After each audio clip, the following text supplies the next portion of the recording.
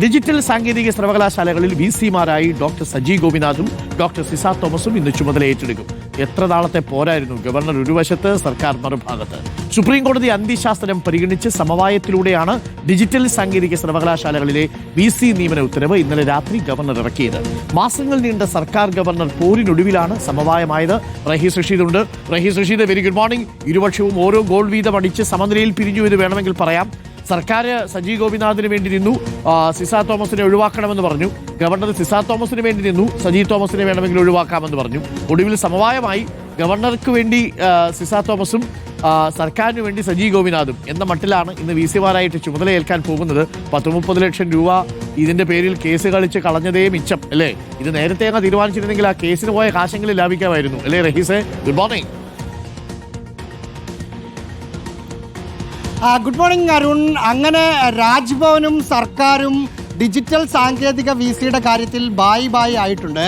സിസ തോമസിനെ കൊന്നാലും VC ആക്കാൻ അനുവദിക്കില്ല എന്ന നിലപാടിൽ സർക്കാർ നിൽക്കുകയായിരുന്നു. നേരെ മറിച്ച് ഗവർണർ ആകാശം ഇടിഞ്ഞു വീണാലും സജി ഗോപിനാഥിനെ VC ആക്കാൻ ഞങ്ങളില്ല എന്ന നിലപാടിൽ നിൽക്കുകയായിരുന്നു. അവസാനം നേരത്തെ അരുൺ പറഞ്ഞ പോലെ 1-1 എന്ന് പറഞ്ഞ് പങ്കിട്ടെടുത്തു. അതിന് കാരണം നാളെ സുപ്രീം കോടതി ഈ കേസ് പരിഗണിക്കുകയാണ്.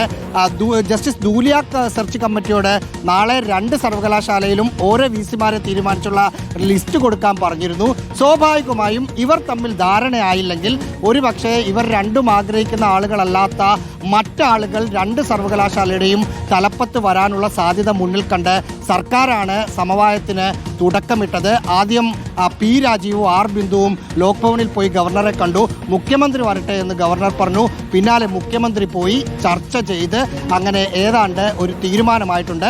ഇനി നാളെ കോടതി എടുക്കുമ്പോൾ ഇനി സുപ്രീം കോടതി ഇക്കാര്യത്തിൽ എന്ത് നിലപാട് സ്വീകരിക്കുന്നു എന്നത് ഉറ്റുനോക്കണം. കാരണം സുപ്രീം കോടതി അന്ത്യശാസനം കൊടുത്തിട്ടും തീരുമാനമാകാത്തതുകൊണ്ട് ഞങ്ങൾ നിയമിച്ചോളാമെന്ന് കോടതി തീരുമാനിച്ച് വിട്ട കേസിൽ ലോക്ഭവനിൽ നിന്ന് ഇന്നലെ ഉത്തരവിറക്കി. ഇന്നവർ ചുമതലയേൽക്കും. നാളെ സുപ്രീം കോടതി വടിയെടുത്താൽ വീണ്ടും പ്രശ്നമാകാനാണ് സാധ്യത. പക്ഷെ അങ്ങനെ ഉണ്ടാവില്ല എന്നാണ് സർക്കാരും ഗവർണറും വിശ്വസിക്കുന്നത്. Arunkumar. Okay, thank you. Rahees റഷീദാണ് വിവരങ്ങൾ നൽകിയത്. VC-യുടെ കാര്യത്തിലേ ഒരർത്ഥത്തിൽ പറഞ്ഞാൽ എന്തിനായിരുന്നു ഈ നിയമ പോരാട്ടം എന്ന് നമുക്ക് മനസ്സിലാവില്ല. ഇതുകൊണ്ട് നമുക്ക് വല്ല പ്രയോജനമുണ്ടോ? ഒടുവിൽ ഗവർണർ നിശ്ചയിച്ച സ്ഥാനത്ത് സിസ തോമസിനെയും സർക്കാർ നിശ്ചയിച്ച സ്ഥാനത്ത് സജി ഗോപിനാഥിനെയും തീരുമാനിച്ചു. കോടതി പോയി കേസ് കളിച്ച് 10-31 ലക്ഷം രൂപ നമുക്ക് ചിലവായതേ മിച്ചം അല്ലേ? സിസ തോമസിന്റെ കാര്യത്തിൽ സർക്കാർ പറഞ്ഞു പറ്റൂല എന്ന് പറഞ്ഞു, ഗവർണർ പറഞ്ഞു പറ്റണം എന്ന് പറഞ്ഞു. സജി ഗോപിനാഥിന്റെ കാര്യത്തിൽ വേണമെങ്കിൽ റിലാക്സേഷൻ ചെയ്യാം എന്ന് സർക്കാർ പറഞ്ഞു. പക്ഷേ ഗവർണർ അത് സമ്മതിച്ചില്ല. 1-1 ആണ് എന്ന് പറയുമ്പോഴും സിസ തോമസിനെ നിയമിക്കണമെന്ന ഗവർണറുടെ ശാഠ്യം ഫലം കണ്ടു എന്നുള്ളതാണ് അൾട്ടിമേറ്റ്ലി നമ്മൾ മനസ്സിലാക്കുന്നത്. എന്തായാലും അത് സമനിലയിൽ കലാശിച്ചു.